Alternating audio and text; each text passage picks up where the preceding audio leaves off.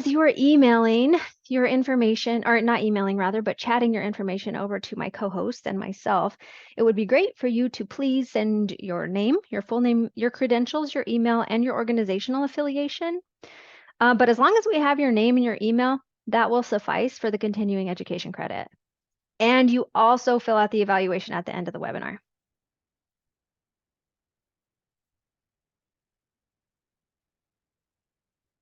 Did we hit record? I think we need to make sure we're recording.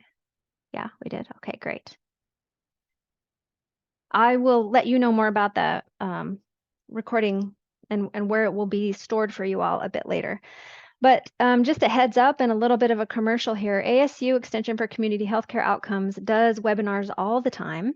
These are the ones that might be of interest to you in that little box. Behavioral health integration, maybe veteran community care, medications for opioid use disorder is offered every other week, Friday at 12. The substance use disorder treatment in women echo is no longer available, unfortunately, but we did have a pretty great run. You can find all of the echoes at the website listed below.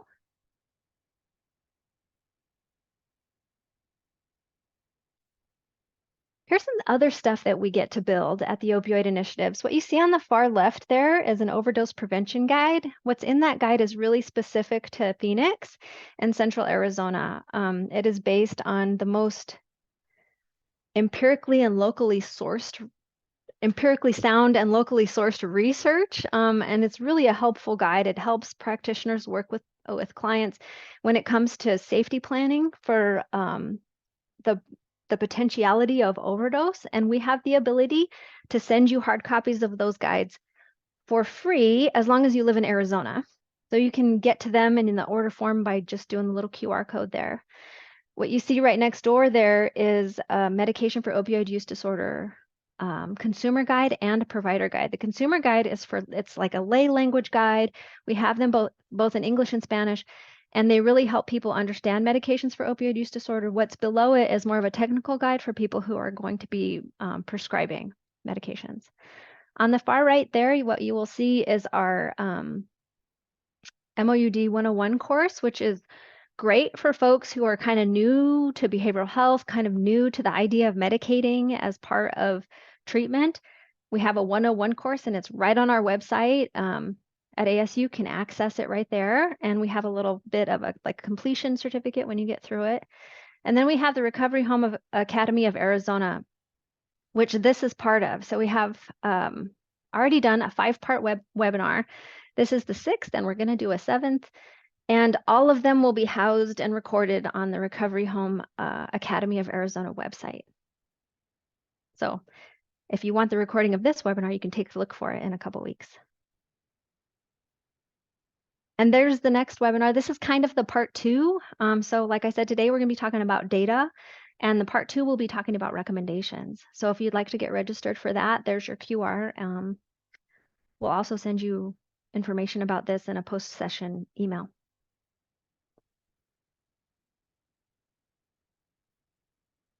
Okay, I will ask that you bear with me for a moment. We need to read this. In support of improving patient care, ASU is jointly accredited by the Accreditation Council for Continuing Medical Education, the Accreditation Council for Pharmacy Education, and the American Nurses Credentialing Center to provide continuing education for the healthcare team. Continuing education credits for psychologists are provided through co-sponsorship with the APA, Office of Continuing Education Psychology. That office maintains responsibility for the content of programs. As a jointly accredited organization, ASU is approved to offer social work continuing education by the Association of Social Work Boards approved continuing education program. Arizona State University maintains responsibility for this course. Social workers are completing this course to receive 1 credit hour of continuing education credit per activity session. And we also have a general CEU option available as well. Okay, let's get to the meat of it. So today's presentation is going to be covering these areas. We'll talk about the learning objectives first, give you a pretty brief overview of the study. We'll talk about the data more specifically. We have both quantitative and qualitative data we'll be talking about. Throughout, I'm going to be asking you to reflect on the meaning of this data, to ask you to help us interpret the data so that we can make recommendations for it next time.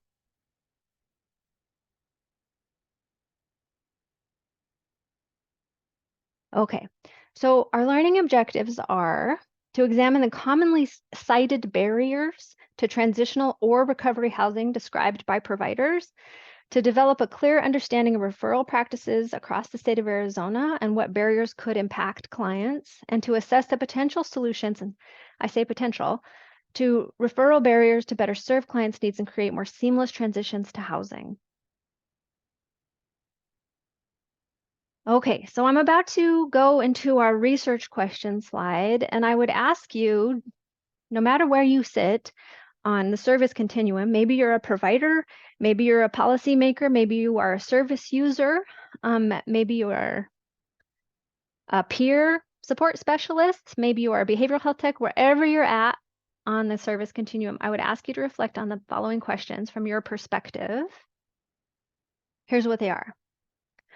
What knowledge do substance use disorder treatment providers have about their local transitional housing services? What differences do substance use disorder treatment providers perceive among individuals trying to access transitional housing? And what resources are needed to better address transitional housing needs? So reflect, pause a little bit, think about, where you might stand on these in terms of your own assumptions from your own standpoint. Let's do some definitions before we get started. So when I'm talking about transitional housing, I'm talking about the HUD definition, which is interim stability and support to successfully move to and maintain permanent housing. It may be used to cover the costs of up to 24 months of housing with accompanying supportive services. May or may not be connected to behavioral health or recovery support. So this is kind of high level thinking about transitional housing, the goal of which is to transition somebody into a more stable housing setting. And then we have recovery housing, which is alcohol and drug-free living settings with peer support and other additional recovery aids, which may include components like psychoeducation about addiction or life skills training. I'm going to get to the levels of recovery homes we're talking about here in a moment, but it's important to distinguish between these two types. These are the two definitions offered by HUD and by SAMHSA.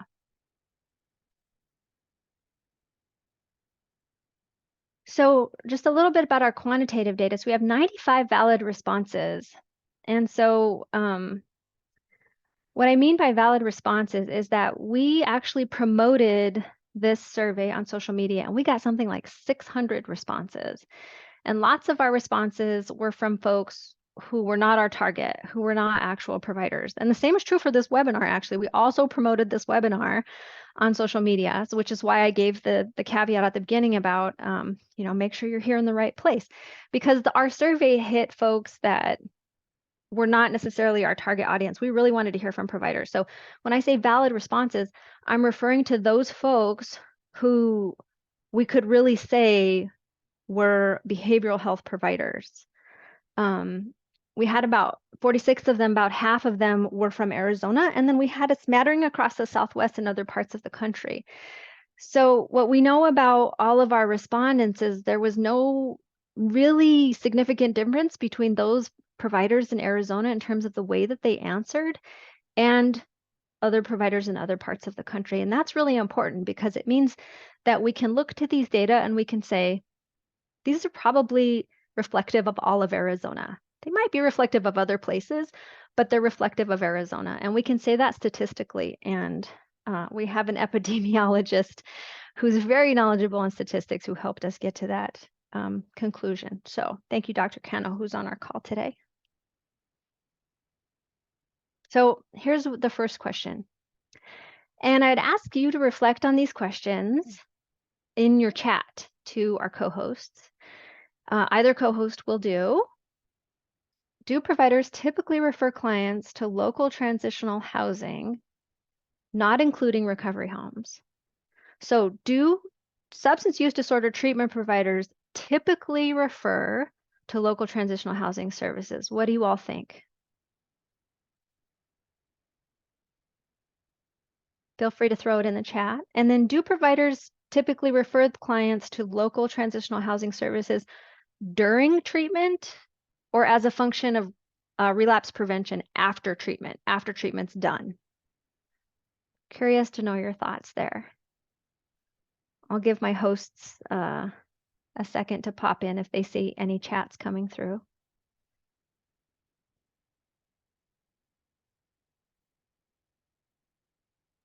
We have a few coming in that yes, they do, and mostly after treatment.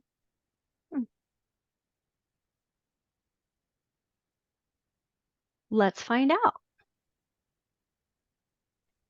You're right. Yes, they do. They typically refer their clients to local transition housing services, so that's great. And when does that happen? Well, it happens for about 60% of our respondents at both times, during treatment and after treatment. Notice that about a quarter of the respondents said only referring after treatment, which, you know, arguably you might suggest that referral for housing should be a process that happens from the second you step in the door. So there might be some work to be done there in thinking through, like, what are the implications of these data, and thinking through what are the recommendations that could be made. Here's another reflection question for you.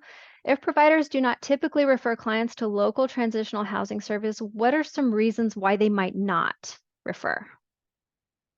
Like, make the decision not to. Please feel free to throw it in the chat to our co-hosts.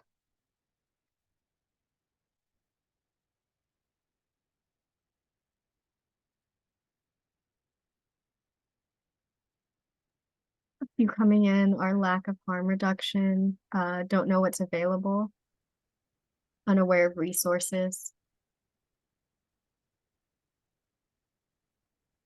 lack of guidelines. I had one come in saying not stable.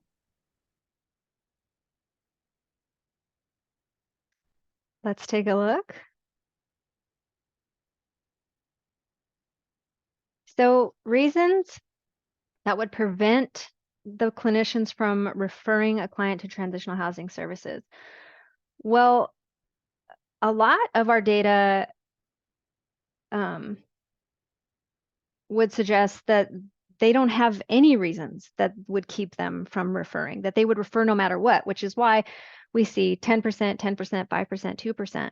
So we are saying about 10% are talking about limited availability. That's this perceived limited availability rather, lack of awareness of where to refer. And then there's this perceived affordability of potential housing resources. And then about 2% of our respondents don't think that they have any responsibility to refer, given whatever their place is as a provider.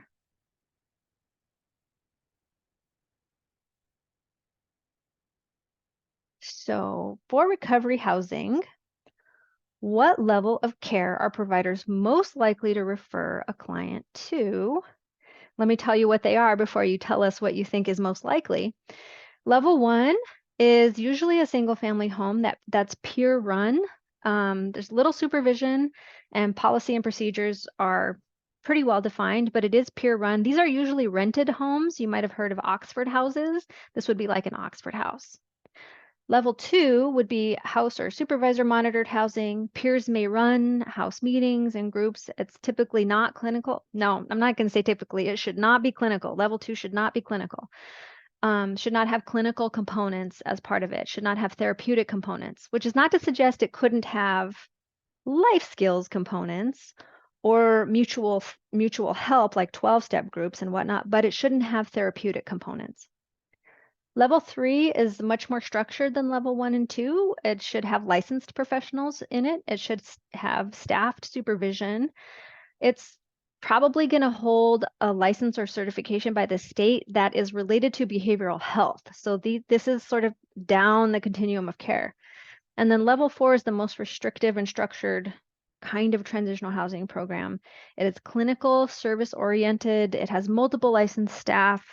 Lots of policies to follow, and it probably has a behavioral health license. So when we're talking back up about level 2s, we're talking about the kinds of recovery homes that are owned and run as businesses.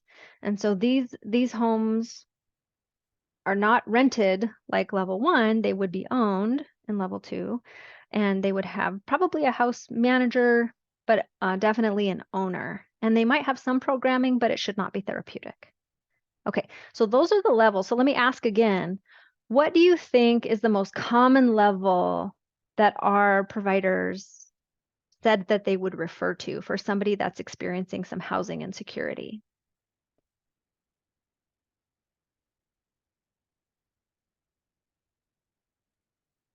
We have a mix, but it's looking like mostly level 2s.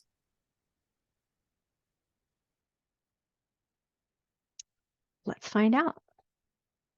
Level 2 for the win. Okay, so we have about 42% of our respondents talking about level 2 as being the most likely form of housing that they're referring to, which is great news for us because that's where we do a lot of our work in the recovery housing space. The recovery homes that we're really invested in and really sort of interested in terms of technical assistance are those that are run as businesses. And those that are also subject to quite a bit of licensure and oversight by the state. Okay, another reflection question for you. Do providers typically refer clients to local recovery housing services during or after treatment? So this is similar to the question I asked you before about general transitional housing. This would be recovery housing. So if you're a provider and you've got somebody walking into treatment, at what point are you going to refer them to a recovery home?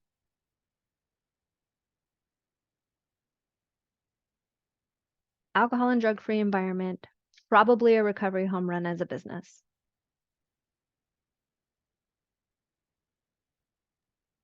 Getting a few durings, both.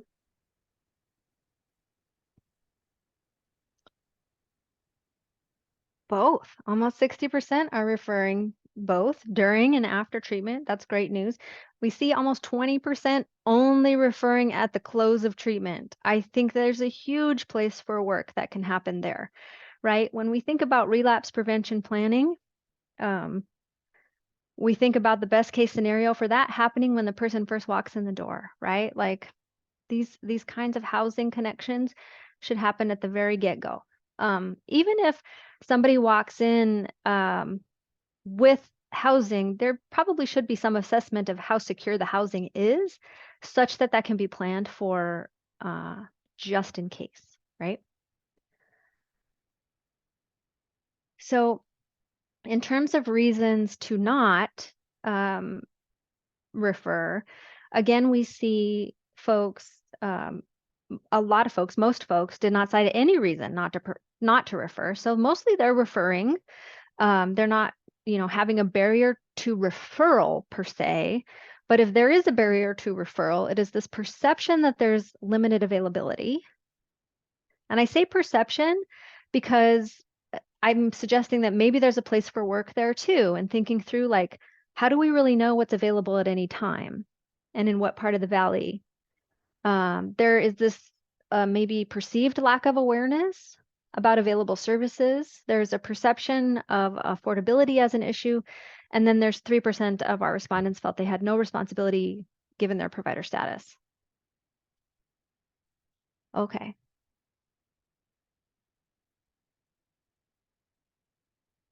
I have a duplicate slide. Sorry about that. Okay.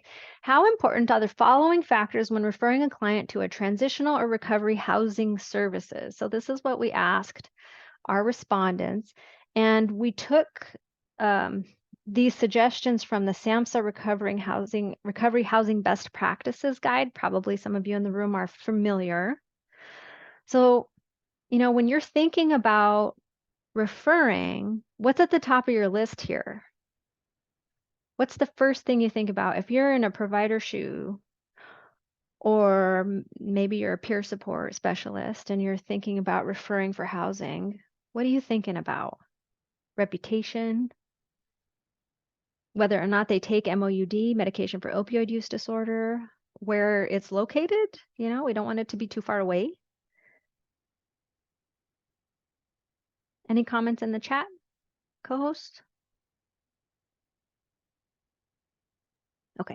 If Matt is accepted.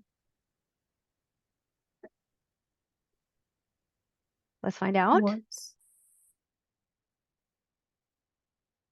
Okay, so factors like reputation and availability of opioid overdose reversal drugs garnered the higher scores here, reflecting their influence on referral choice. So if you see at the very bottom there, we have 4.2 on a scale of 0 to 5. So having naloxone on hand. The reputation is quite important. I think that probably speaks to how recovery homes are marketing themselves, what kind of presence they have out in the ether of our practice community. Some other higher ones are medication-assisted treatment and whether or not that's an acceptable thing for recovery homes. For level 2 recovery homes that are run as businesses, they must accept people who are on medication for opioid use disorder, though our legislation doesn't specify what medications. So there is a little bit of mushiness in terms of understanding, like, what does that mean exactly? What medications are sort of included in the bucket of medications for opioid use disorder? Ideally, you would be open to anybody that is ethically prescribed and appropriately prescribed medication for their substance use disorder, as is legislated, but there's some rules of thumbs out there that don't seem to have a particular source. I won't get too far into those weeds, but moving on here.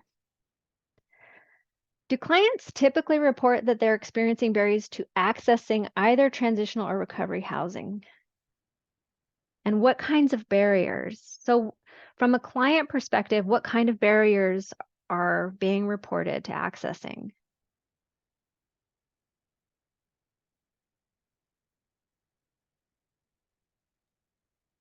Financial, if they accept MAT, too long of a wait.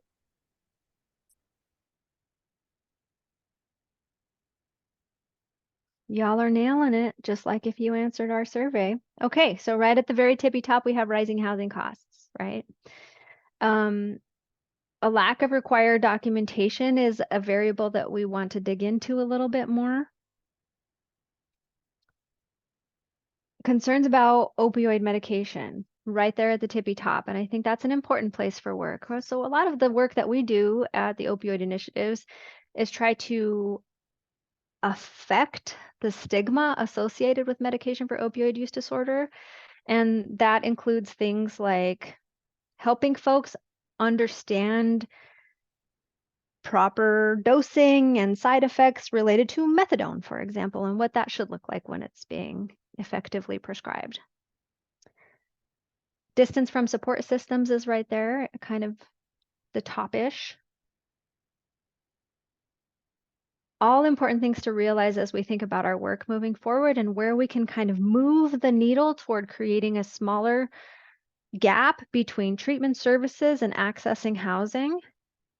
What I would like to also note is that about 11.5 of our reporters here suggested that none of their clients didn't have any barriers to accessing transitional recovery housing.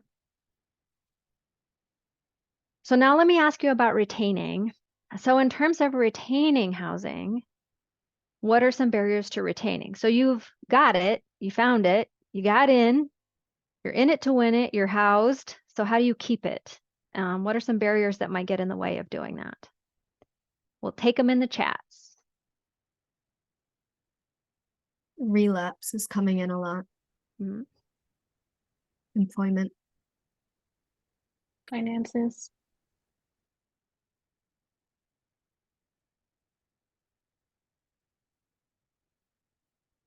Housing costs right there again at the top.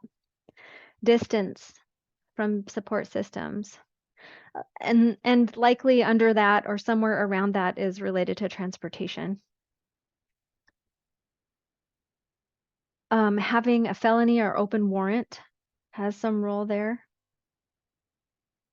Some discrimination associated with identity was a perception to retaining housing.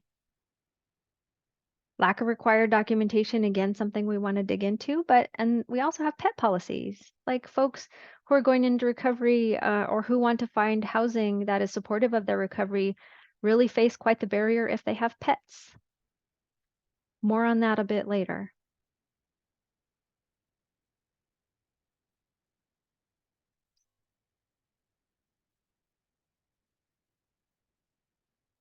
All right, and now the big question. It's a really important question for us. Do you feel that there were barriers here that were missed? I'm going to go back to that list here in a moment. But any barriers that were missed either in accessing or in maintaining and retaining housing services? What are some barriers that we just didn't offer and the respondents didn't have a chance to tell us that you think are really important? So there's the lists of retaining.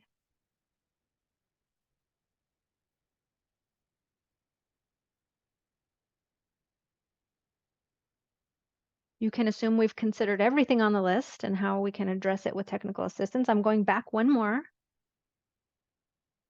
Oops, I think I have to go down here. Oop. Barriers to accessing.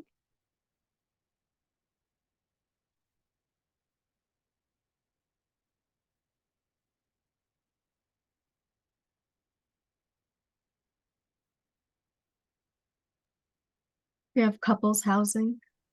Couples and families. Absolutely. Mamas and babies, or people and babies, people and little ones. We got behavioral health facilities that operate their own sober livings and not referring to others, and Ah, facilities that only work with contracted sober livings that mandate that residents attend their IOP. that's a great point. So yeah, so there's some providers who really are going to stick with whatever is part of their umbrella of programming or their sort of go-to housing services, or the folks that they know or have always worked with. And maybe there's not an opening to sort of broaden for folks who are in treatment. That's a great point. We didn't ask about that.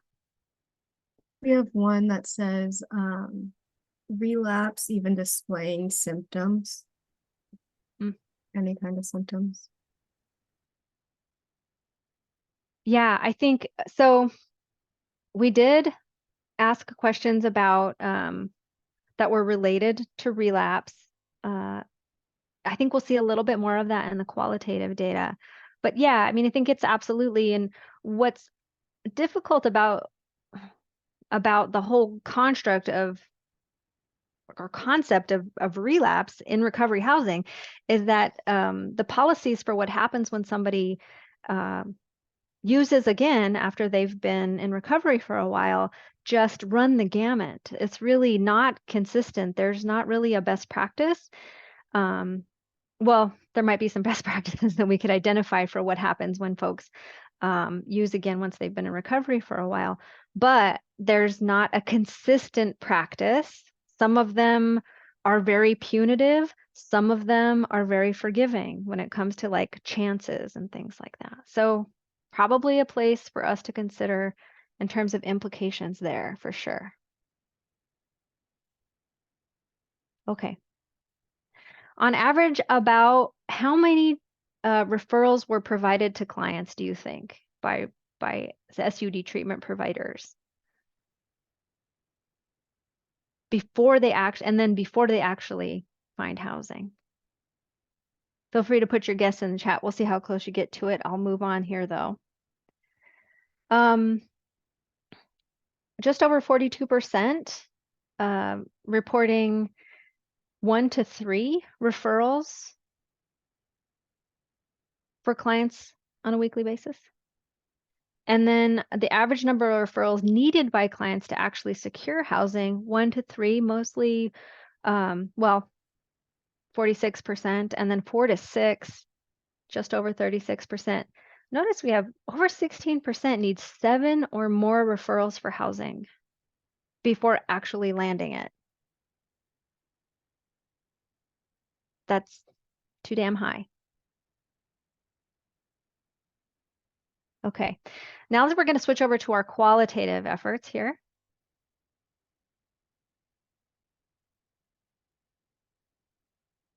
I accidentally went backwards. Okay, so we had a couple focus groups. These are only Arizona providers, really focusing on Arizona here. all behavioral health providers in Arizona, they were all folks who came from our survey that identified themselves in Arizona, and then they were validated as being providers in Arizona, so we can trust these data. So barriers to access. Well, consistently identify the perceived shortage of available housing, high costs associated with accessing. Then additional barriers were reflected, such as having spent time in jail or prison prior to looking for housing, distance from housing. So we're seeing a lot of things from the survey validated by some really in-depth interviews of Arizona providers. With respect to disparities, we observed that certain groups of folks had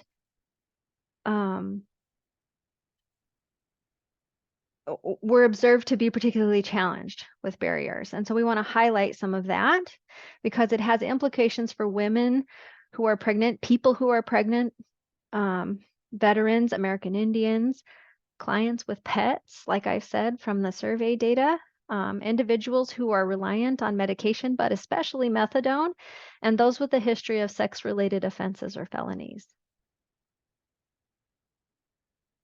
Okay. So methadone is a particularly difficult medication for folks to be accepting of, and I think that's because there is stigma associated with methadone, and then it has a certain need to be carefully monitored by both provider and patient in terms of dosage and side effect that are critically important. So there's lots of work to be done there. Treatment for, so this participant said, treatment for women that are pregnant, where do they go, especially if they need housing? Somebody else noting people who are on methadone have a really hard time finding housing because there's stigma associated with being medicated with methadone. And then the animals, we see the animals come up again and the qualitative data. And just a little note here, a personal note, we have a connection with the chair for the Arizona Recovery Housing Association, has a nonprofit, and the nonprofit is charged with helping folks take care of their pets when they go into treatment. And it's you can find out all about it at www.pauseandrecovery.com. And there's a means to like ask questions and donations and see what kind of services and everything on the website. So feel free to check that out.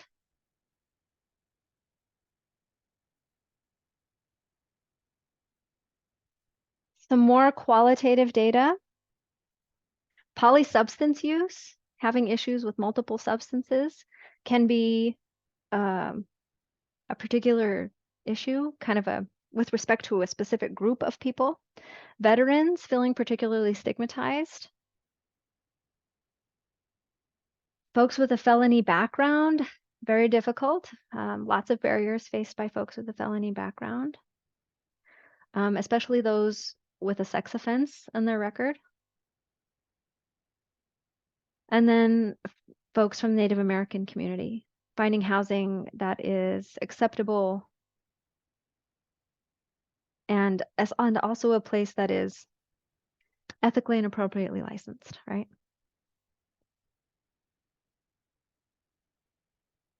So recommendations from the providers in the data are here. How about a central repository of everybody? Every type of housing that's out there would be helpful.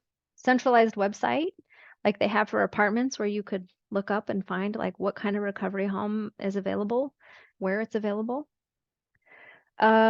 Maybe there's a lack of programming in housing services like living skills. Maybe there could be some additional programming services that can support folks maintain and retain longer term and get into longer term housing if there's some skill building that happens in those transitional housing spaces. Just a quick note to say, you know, there might be some limits to what we can do in terms of decreasing housing costs in Arizona. They are incredibly high. And also there's things that maybe could happen, like some organization around obvious availability. I think that some of those things are pretty workable. So what other recommendations do you think could be made to overcome some of the barriers that I've talked about today? We'll take some of those in the chat. I'll ask my co-hosts to shout them out. And then please let us know if you think anything was surprising therein.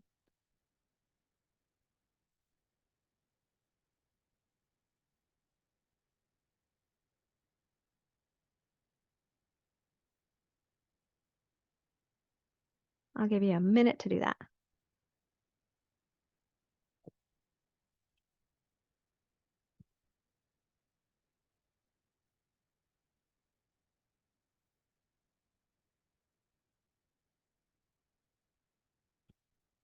Anything to share, co-hosts?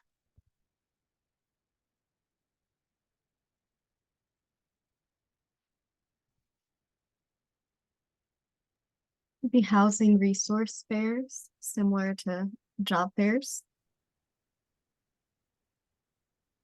Particularly focused on the recovery, being in recovery, folks looking to stay in recovery. Yeah, that's a great idea.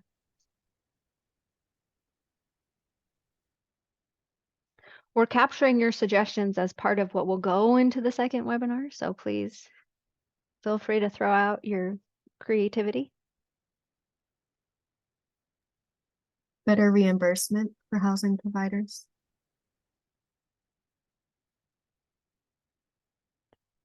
Well, just to know, the level 2 housing that we're typically working with are not the level that will take reimbursement for housing. So level 2 folks are not going to get reimbursed for housing, like through providers or through care companies or through Access or Medicaid. They're going to be paid rent by the clients that live in those homes, but the ones that are attached to behavioral health organizations,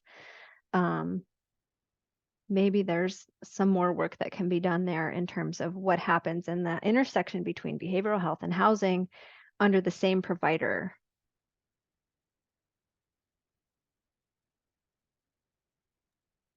We have almost like a newsletter, burst of email that goes out to recovery providers on resources that are available, so recurring. Keep them coming. I'm going to move us along here. We like to stay tight to the hour. So just got a couple more slides. So we have the H2O demonstration should be coming to a head at the beginning of October. I have to say and admit that I don't know a lot about this demonstration project. I know that it is seeking to achieve a link for housing for people who are facing mental health conditions, who are challenged with substance use disorder, and it's aiming to reduce homelessness and maintain housing. So what I would recommend for our team at ASU and for your team at wherever you're at is to keep a close eye on what happens with this demonstration project. I think it could have really serious implications to address some of the challenges that we've talked about today. And I'm afraid there's just not a lot of information to find yet about what's going on with the demonstration project.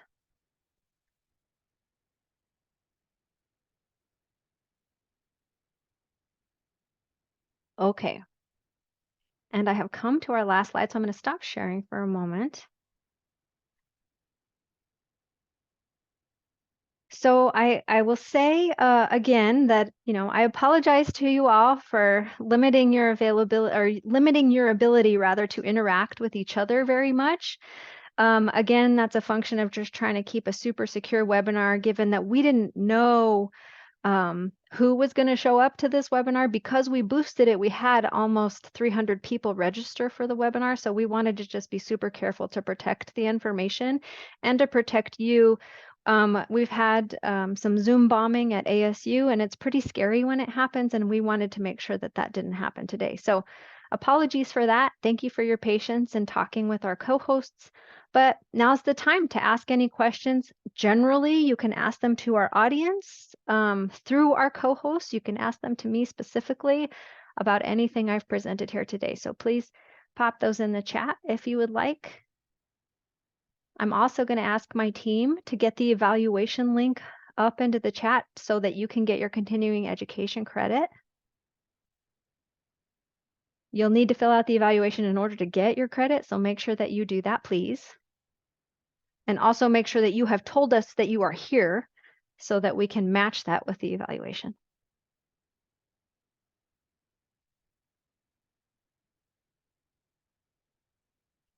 Any questions, comments, or reflections? Now's your chance.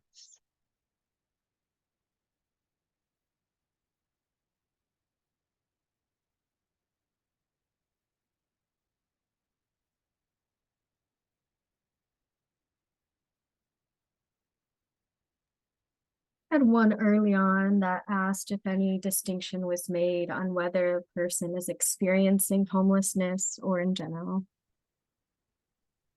No. We typically just refer to providers' experience with their clients generally.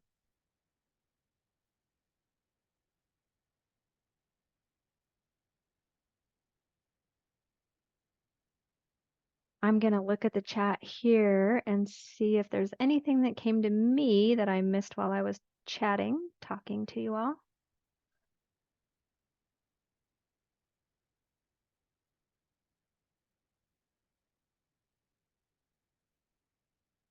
Oh, wow. We have some people from much broader than just Arizona. That's pretty neat. Welcome, people who are not from or around or anywhere near Arizona. That's pretty cool. I'm seeing Ohio. I'm seeing Massachusetts. Wow. Social media, get you some reach.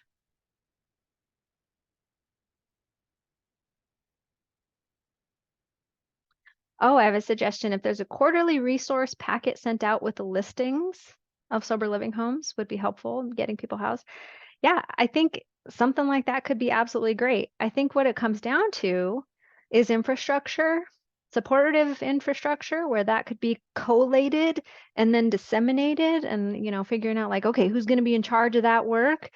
Some of our organizations in Arizona who are really doing a lot of important supportive recovery home work are really tapped in terms of resources. So it's kind of difficult to think about like, well, how does that happen?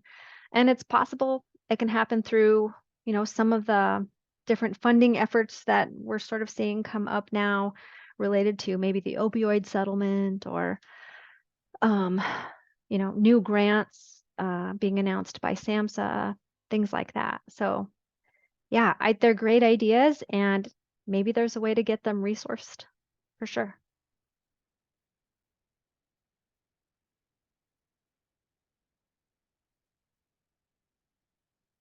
You all seeing anything else come through the chat?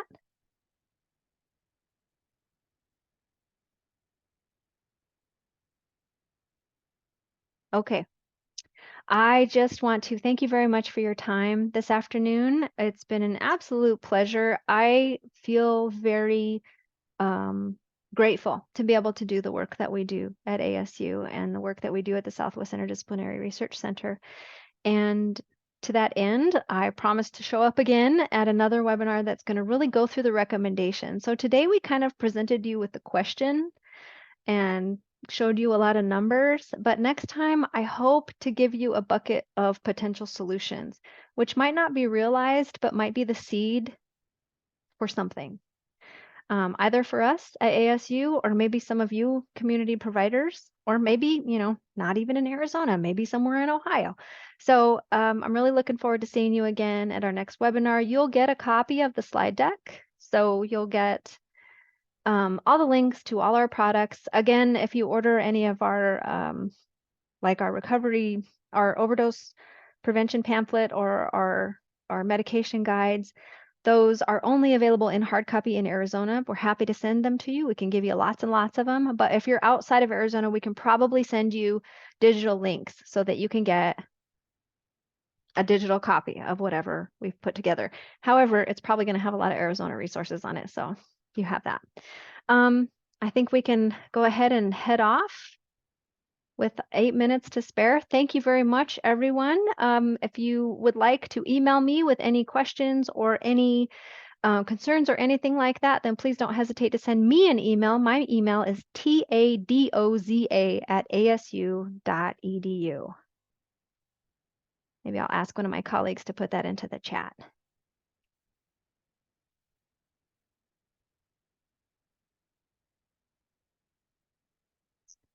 All right, bye everybody. I'll ask my co-host to hang out for a little bit, but everybody else, I hope you had lunch. If you haven't, go have lunch or go for a walk. It's a beautiful day in Arizona. It might not be great where you're at. I don't know.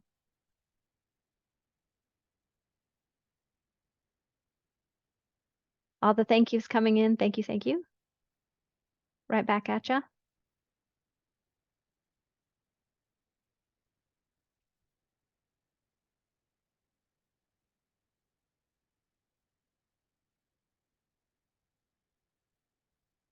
Don't forget to fill out that evaluation, everybody. Thank you. Thank you for your time today.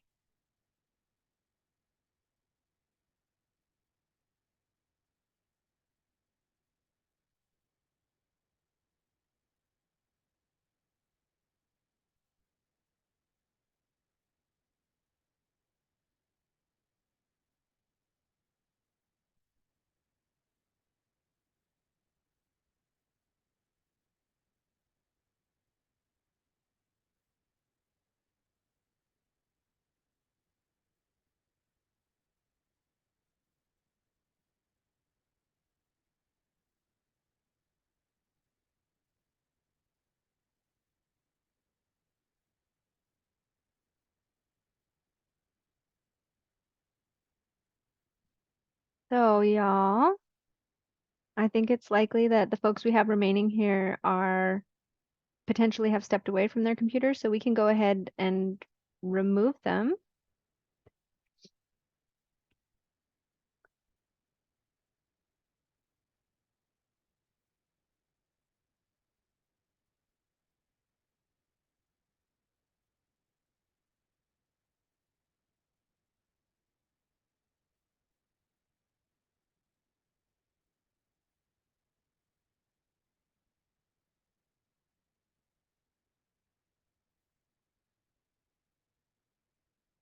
Oh,